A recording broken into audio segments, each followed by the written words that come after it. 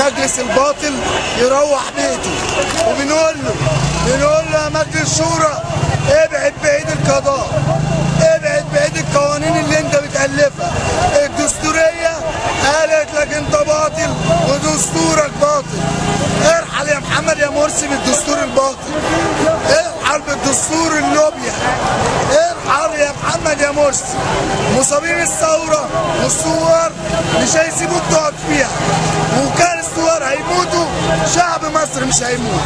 واحنا بنقول لك يا محمد يا مرسي بالامضاء اللي انت رحت مضيتها انت وسربكيس وانت والرئيس السوداني، ورحت مضيت على موضوع سد النهضه وعمر البشير كان معاكم، احنا مش هنسكت، احنا مش هنسيبكم، احنا مش هنسيبكم يا محمد يا مرسي. والكهرباء اللي انت بتصدرها دلوقتي لفلسطين والغاز بتقدمه لاسرائيل في عز ما احنا احتياجاتنا عليت ومطالباتنا عليت. مصر مش هتموت، وان كنتوا فاكرين ان احنا هنموت احنا مش هنموت.